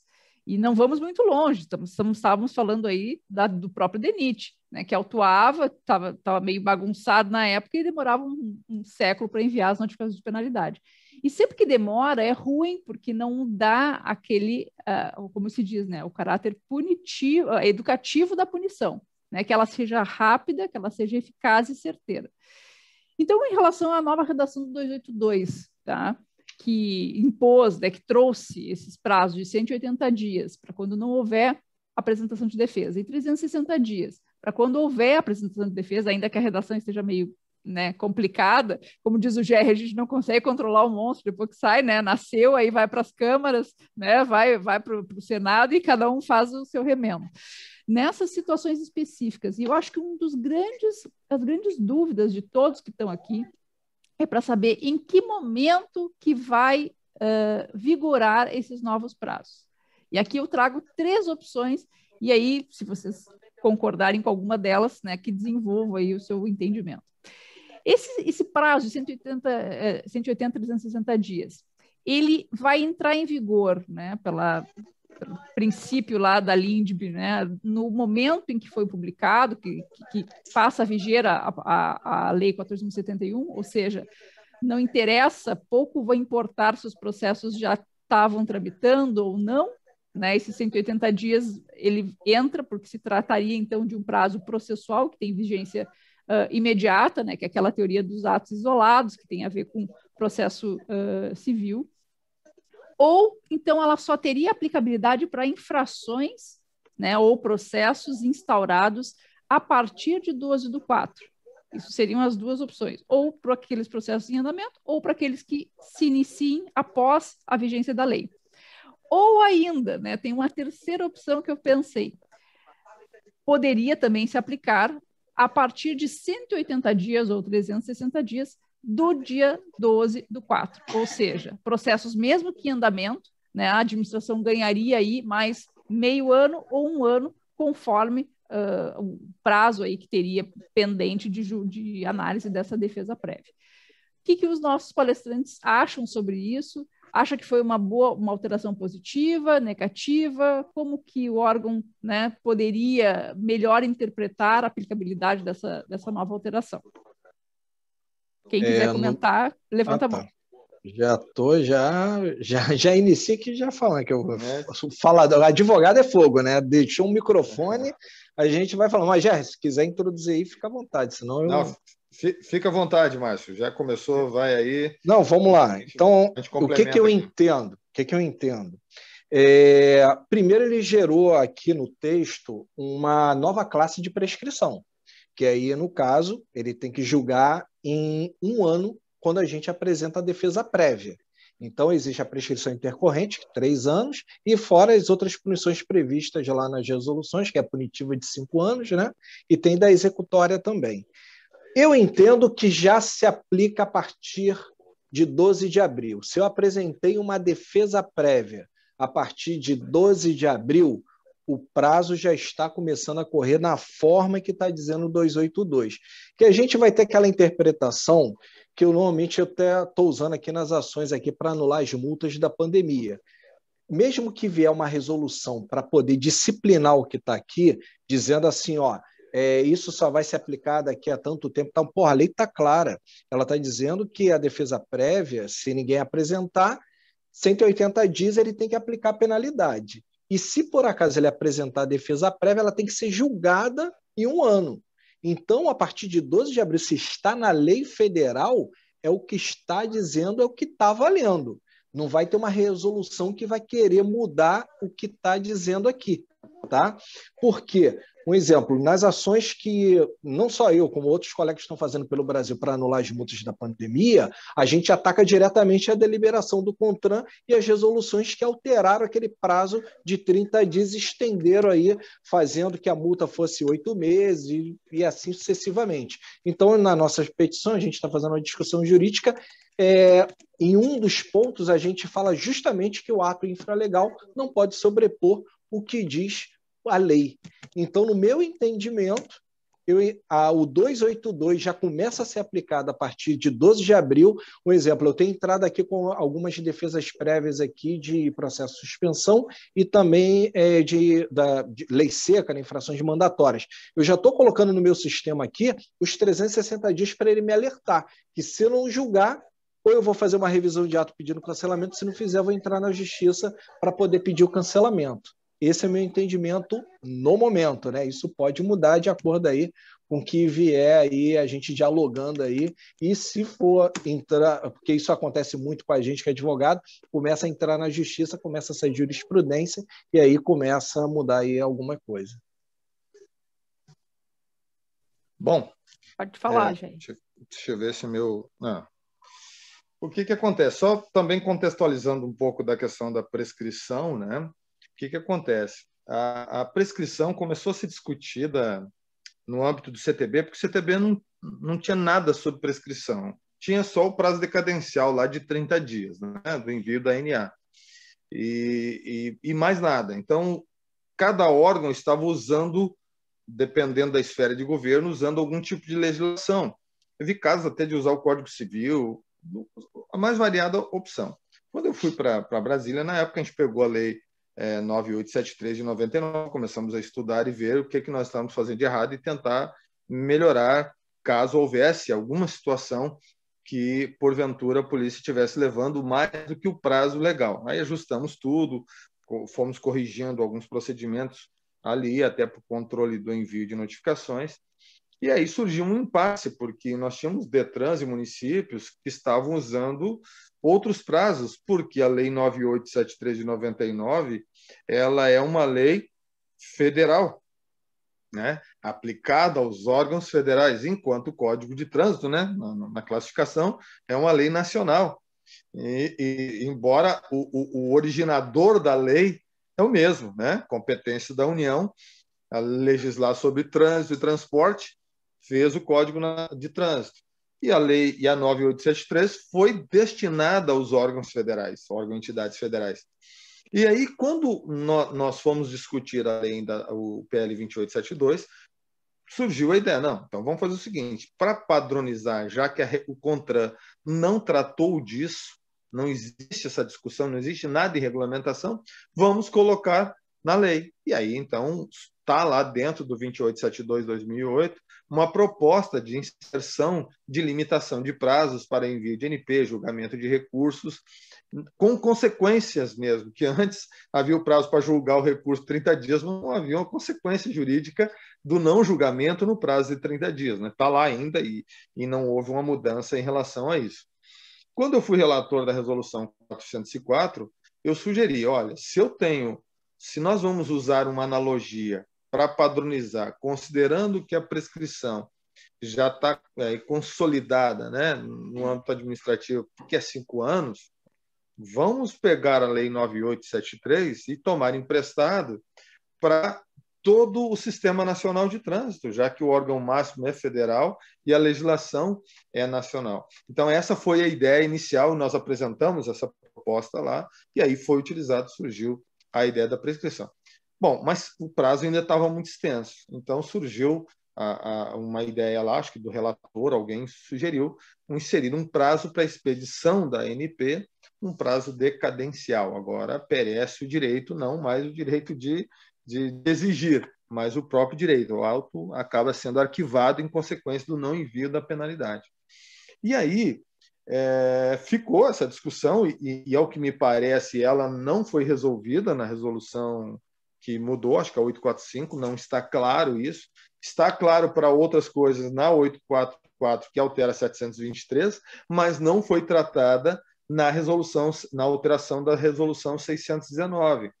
Se ela vai ser aplicada em relação ao fato gerador, a data do fato gerador. Qual é o fato gerador da penalidade? É o auto de infração.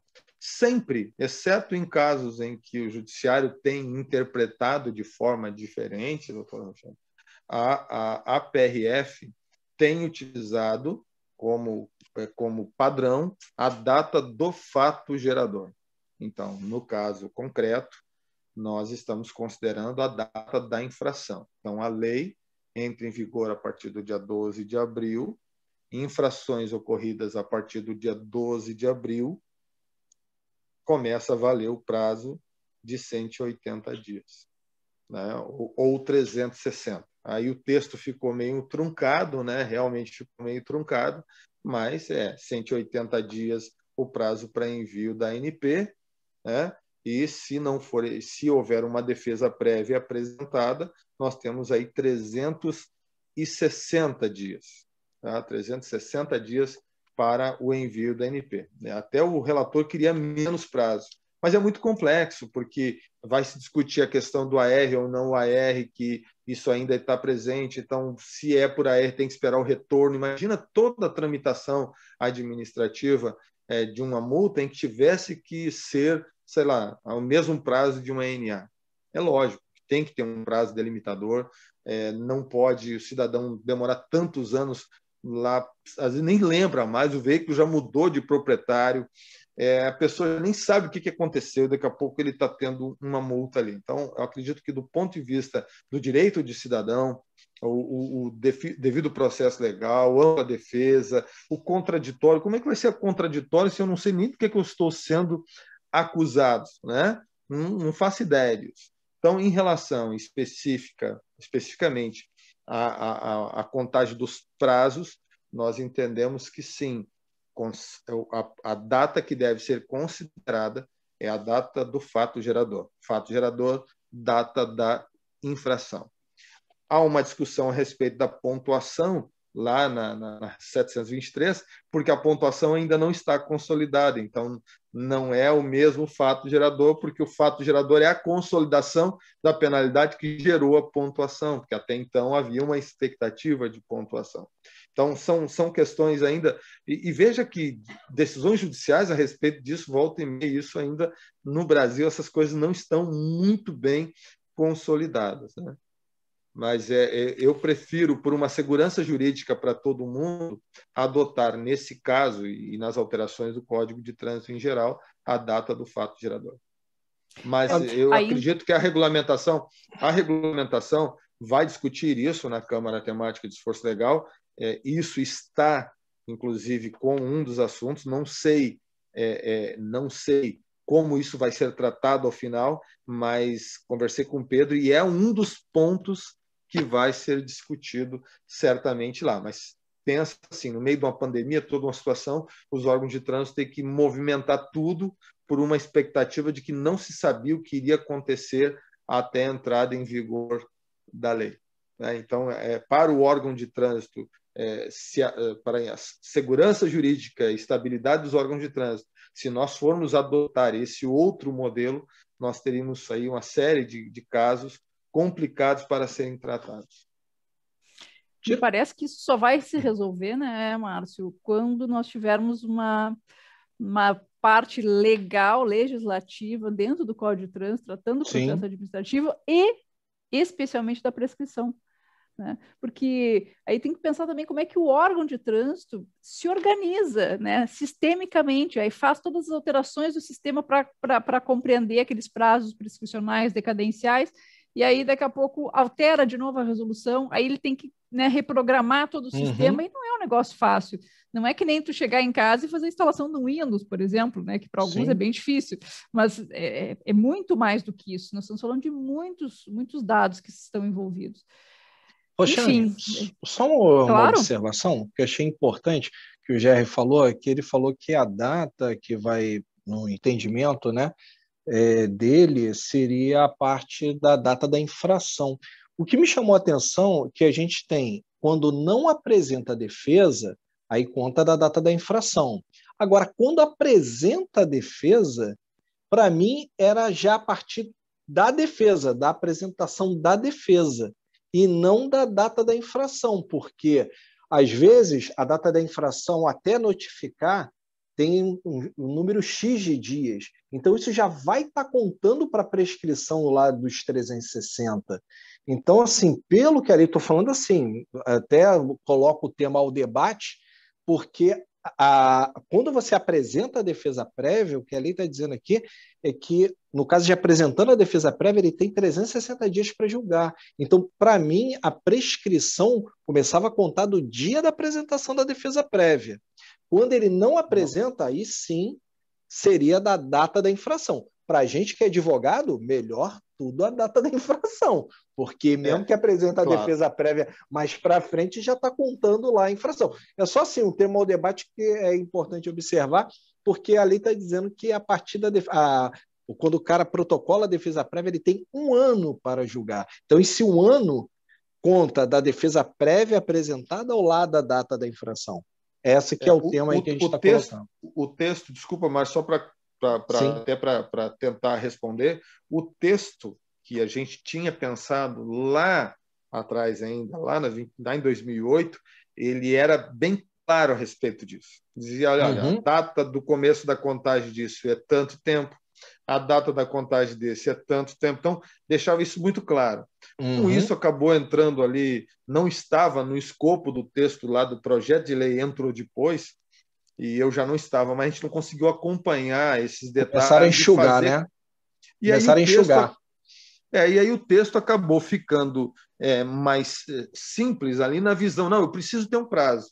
E, às vezes, esses detalhes aí mais jurídicos de quem depois vai aplicar a lei, né? Quem vai defender também, ou quem vai aplicar, ou quem vai defender, e o cidadão, no meio disso tudo, ele acaba ficando prejudicado, ou até mesmo judicialmente, depois até mesmo beneficiado.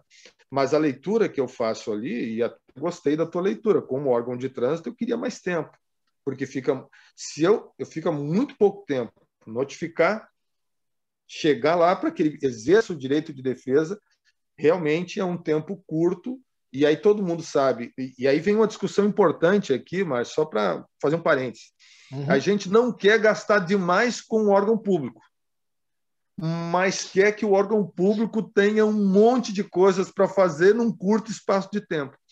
O princípio do processo administrativo, ele deveria ser mais célere, ele deveria ser mais simples, sem desrespeitar, é lógico, o direito de defesa contraditório, e devido ao processo legal, não tem dúvida disso, mas ele deveria ser mais simples para evitar toda essa complexidade de coisas, facilitar a comunicação. E aí a inovação digital, a melhoria nos processos digitais que está acontecendo aí, ainda precisamos avançar muito, ela vem nesse sentido. O cidadão saiba do que está acontecendo, e aí a ideia de que lá dentro do sistema ele possa apresentar a sua defesa prévia ali, né? Sendo ele querendo abrir mão do direito de defesa ou não, né? Então ele tem ali vai ter as duas possibilidades. Quando a gente começou a discutir layout com o SERPRO para lá, então iria aparecer a lista, eu quero 60% de desconto, ou quero recurso. Então ali abriria uma janelinha para ele,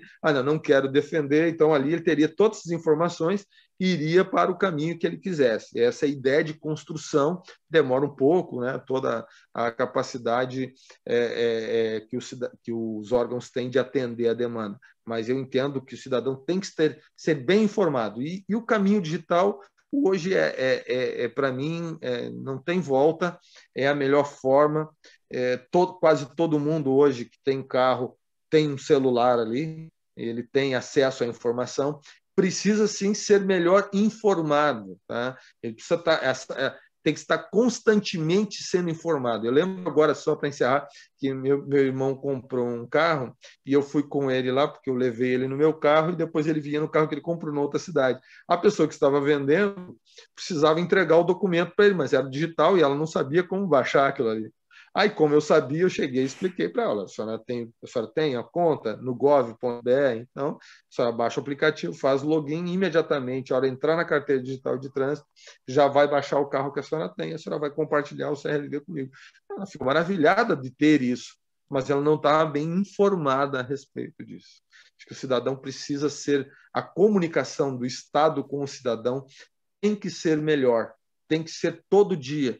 Da mesma forma como ele não lê aquelas letrinhas pequenas lá dos documentos, né? Eu preciso estar sempre me comunicando com ele, informando a ele do direito que ele tem.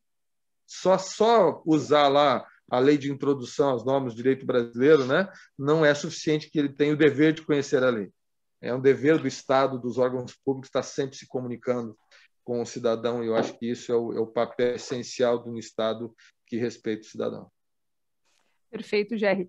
Nós estamos nos aproximando agora do final e eu queria fazer aqui uma das perguntas que foi feita pela Morgana Garibaldi de Fenteller, que, né, trabalhou lá na grande amiga, né, grande estudiosa, e que fez uma pergunta provocativa, dá para se dizer, né, porque eu sei o que ela pensa sobre isso, mas ela quer ouvir vocês. Ela diz o seguinte, né, quando a gente estava falando sobre notificação, a necessidade de se notificar proprietário e condutor, mesmo para aquelas infrações, né, que tenham previsão tão somente de multa pecuniária.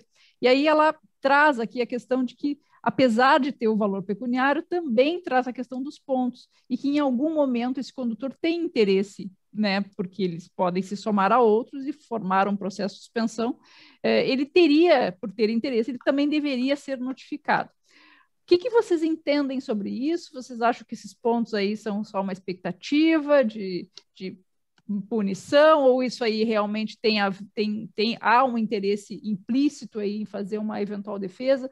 Como é que vocês pensam isso? E só dizendo que a gente tem 12 minutos. Cara, eu não entendi bem a pergunta, mas depois a gente... Eu vou ler exatamente o que ela escreveu aqui, ó. Mesmo nas autuações relativas a infrações que não ensejam diretamente STD, ou seja, só multas, sendo ela de responsabilidade do condutor e sendo ele pessoa diferente do proprietário, haverá penalidade de multa para o proprietário, mas também cômputo de pontos para o condutor. Na medida que esses pontos serão subsídios para um eventual STD posterior, o que os palestrantes entendem acerca da necessidade de sempre notificar o condutor no processo administrativo? Entendi, agora entendi. Pode responder. Pode? Então, eu entendo, isso já acontece aqui no Rio, a gente tem esse problema, porque o Rio, estou dando, não sei no Rio Grande do Sul, mas aqui o Rio só notifica o proprietário. Então, um exemplo, infração mandatória, que tem lá prevê suspensão de direito de dirigir, que tem a pontuação, ou até mesmo para o processo de suspensão, ele só notifica proprietário aqui. Eu já consegui anular na justiça um tipo de notificação usando a lei dos processos administrativos do Estado do Rio de Janeiro. E como é que foi feito isso? O processo administrativo do Estado do Rio de Janeiro, ele fala o seguinte, que quando a pessoa entra com uma defesa, ele apresenta lá uma petição ou apresenta todo um formulário, né, com o nome, os dados e o endereço dele, tudo direitinho. Qualquer informação de decisão relativa àquele processo, a notificação do endereço tem que ser que está no processo e não o endereço que ele tenha cadastro dentro do Detran, porque às vezes isso até supre a desatualização do endereço dele, que às vezes acontece muito, a pessoa se muda, esquece, não teve tempo de atualizar lá o endereço, ele é prejudicado, vai para o endereço antigo, mudou-se e é válido para todos os efeitos. Então, eu fiz uma discussão jurídica no processo entre o Código de Trânsito Brasileiro, que é uma lei federal, né, e a lei estadual dos processos administrativos. Por que a juíza prevaleceu a lei dos processos administrativos? Que quando nós entramos com a defesa, para exercer o direito de defesa, nós estamos nos utilizando de um processo administrativo no Estado do Rio de Janeiro que tem requisitos para seguir.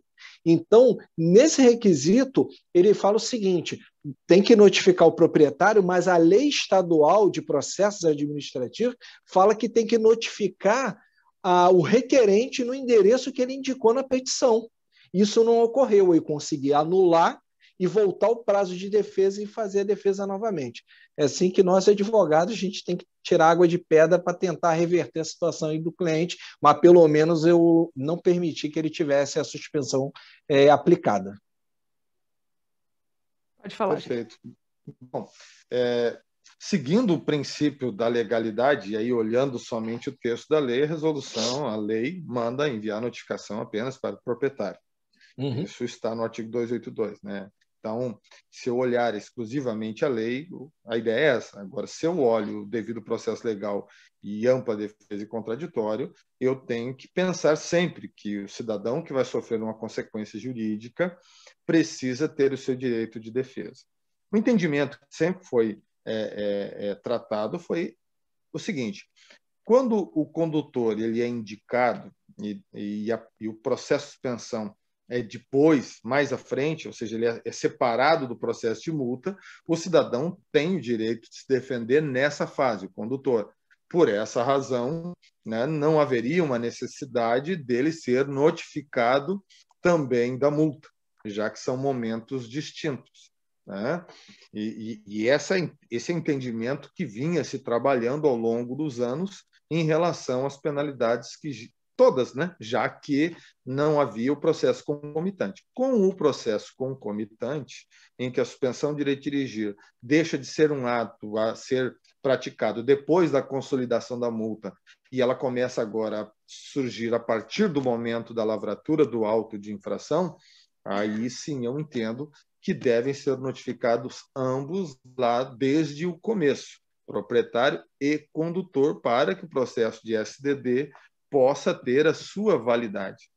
Agora, em relação à pontuação, entendo que, a despeito de considerar todos os aspectos de ampla defesa e contraditório, vem um aspecto importante aqui. Veja que o proprietário, todo ano, tem que licenciar seu veículo, e aí ele vai lá, atualiza o seu endereço. É uma coisa muito mais dinâmica. O condutor é a cada 5 anos. E agora, há mais tempo ainda. Então, dificilmente ele atualiza o seu endereço. Então, quando eu olho isso do ponto de vista prático, que é o direito de defesa exercido na sua plenitude, a eficácia dessa notificação ela acaba diminuindo bastante em relação ao condutor, né? Isso considerando que ele vai ter um momento de defesa depois, lá na suspensão do direito de dirigir, aonde ele, não tendo oportunidade de se manifestar lá, porque ele pode alegar que não teve conhecimento, né? Ele vai poder se manifestar e ali, no caso concreto, né, seja na defesa, seja no recurso ou mesmo depois judicialmente, poder ser analisado se houve algum prejuízo ao seu direito de defesa. Esse é o posicionamento, o entendimento que a gente tem em relação a isso. Por isso que eu reforço que a evolução da notificação eletrônica vem a evitar que essas discussões, esse tipo de debate relacionado a isso, aconteça no futuro como regra geral. Nós vamos discutir apenas na exceção, já que a integração digital é uma realidade que está cada dia mais presente na vida das pessoas. Com certeza, Gerry. E Márcio, estamos nos aproximando agora do final. Eu queria agradecer imensamente ao tempo que vocês nos dedicaram aqui, compartilhando conhecimento, compartilhando as suas experiências. Espero que a gente tenha conseguido tirar algumas dúvidas. Sempre vai ter, cada vez mais, né? O processo administrativo ele acaba sendo dinâmico, né, de uma certa forma ou de outra, porque a prática impõe, né, algumas melancias se adequarem nesse caminhão. Mas queria dizer que foi uma honra tê-los aqui, um agradecimento especial para o Gerry, que aceitou de última hora estar aqui presente, e dizer que as portas, né, do grupo de estudos estarão sempre abertas. E aqui eu acho que posso estar falando também da própria ESA e da OAB, que dá esse espaço tão importante aqui para a comunidade do trânsito, que cada vez mais demonstra que tem interesse de aprofundar assuntos como esse. Gostaria de um tchau aí de vocês, umas últimas palavras, antes que a gente faça o encerramento. Pode começar pelo Márcio. Pode, então tá bom. Vai. Primeiramente, eu quero agradecer o convite, novamente reiterar o agradecimento do convite à doutora Roxane, a ESA, da ESA do Rio Grande do Sul. Agradecer a todos que estavam nos assistindo aqui, de ter o prazer aqui de estar com a gente, fazendo as perguntas, a gente podendo auxiliar. Eu estou à disposição nas minhas redes sociais, meus canais que eu tenho de e-mail. Qualquer coisa, se tiver que tirar uma dúvida, pode me procurar que eu esclareço. E também que ocorram outros eventos para a gente fazer um debate que isso facilita tanto para a nossa construção, como até levar ao conhecimento do Denatran certas coisas que às vezes nem estava chegando ao conhecimento, e o GR está aqui, justamente já leva para lá, já ajuda e facilita para os lados. Parabenizo a organização, parabenizo o GR também por suas colocações e pelas suas explanações, e estou à disposição para novos convites, e boa noite a todos vocês. Bom, de minha parte, parabéns ao Márcio Dias, meu parente, né? Dias também. Dias. Ela é de Minas. Esse Dias é de Minas. Esse Dias Rio Grande do Sul, né? Aqui do Rio Grande do Sul mesmo. Eu quero pedir permissão aí, licença para a doutora Roxane, só para mencionar duas pessoas. Uma que eu vi que escreveu aí, e eu não podia deixar de lembrar, do Edson Luiz Walter, colega da PRF aí, grande estudioso também da legislação de trânsito, um abraço a ele que teve. A Morgana também, que fez a provocação aí, trabalhou com a gente também lá na PRF, sempre é um prazer. Agradecer o convite, sempre vai ser um prazer estar discutindo sobre trânsito, é uma doença para mim, uma boa doença, uma boa discussão, e a gente vai continuar trabalhando nas discussões de regulamentação, de alteração do código. A gente sempre vai estar presente nesses debates porque a gente tem que evoluir. Então, mesmo aquilo que hoje a gente não consegue dar uma resposta pronta porque ela depende da legislação, e nós somos escravos da legislação, né, doutor Márcio e Roxane? Nós não podemos dizer assim, não, eu vou descumprir a lei. Não, em hipótese alguma. Quando descumpre a lei, tem ali a consequência jurídica do dano causado. Então, nós temos que cumprir a legislação. Então, se não está claro, a legislação tem que melhorar. E, nesse sentido, sempre vou me colocar à disposição, porque a gente sempre vai estar em contato com as pessoas que trabalham nisso.